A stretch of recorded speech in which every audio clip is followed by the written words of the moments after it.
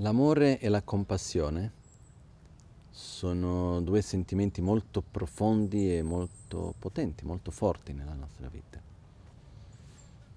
È importante allo stesso tempo rispettare il loro limite, conoscere e rispettare il limite dell'amore. E questo richiede un pochettino di saggezza.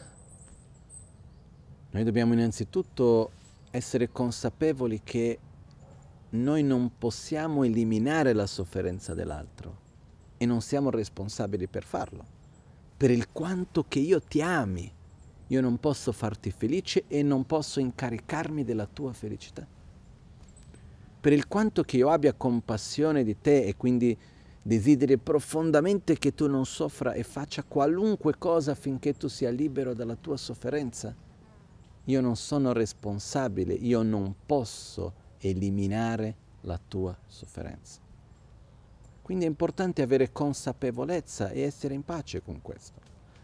In questo modo, quando noi facciamo qualcosa per l'altro, offriamo il meglio.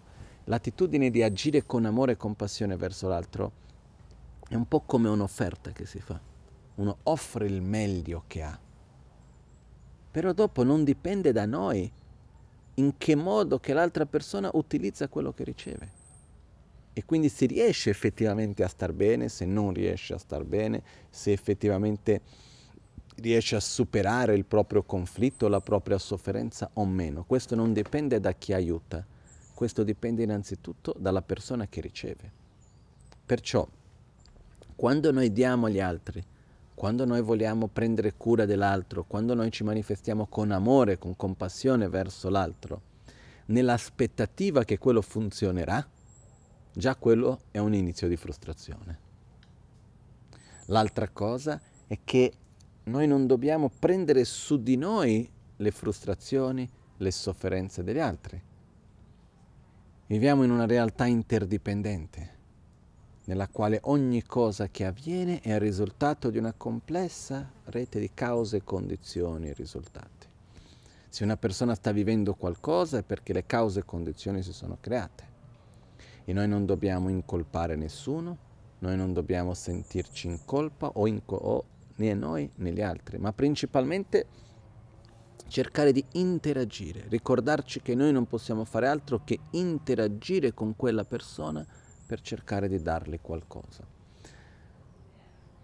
Un punto molto importante è che quando noi facciamo qualcosa per l'altro, ma da qualche parte in realtà stiamo facendo per noi stessi, quello consuma energia.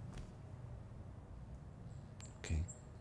Quando noi facciamo per l'altro, veramente per l'altro, con il cuore puro, senza aspettativa di ottenere qualcosa in più, ma come un'offerta sincera e profonda verso l'altro, quello ci dà energia, non consuma la nostra energia.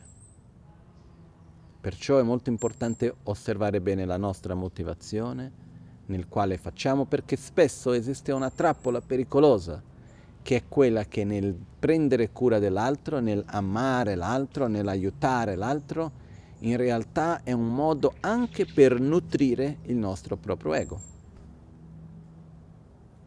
E questa forma di, chiamiamo così, amore, consuma la nostra energia.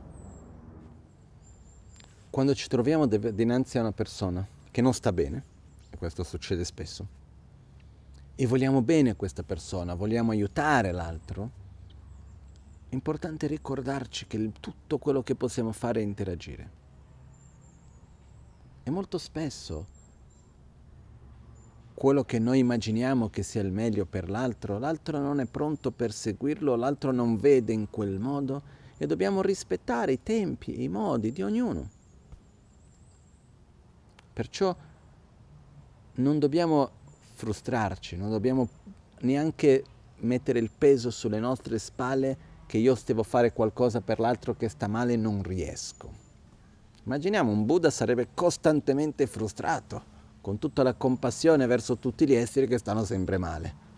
No? Immaginiamo un Buddha che dice: ma guarda, qua ho raggiunto pure l'illuminazione e non riesco a eliminare la sofferenza di tutti. Però la realtà è che nessuno può eliminare la sofferenza di nessuno. L'unica cosa che possiamo fare è interagire e tramite l'interazione aiutare l'altro ad aiutare se stesso. Questa è l'unica cosa che possiamo fare.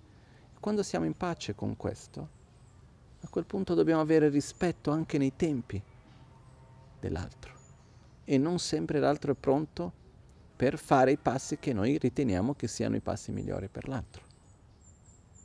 Per questo con molta pazienza, con molto amore, con affetto, gradualmente andiamo a interagire. Ci vuole molta umiltà, questo è molto importante, e ci vuole non attaccamento al risultato.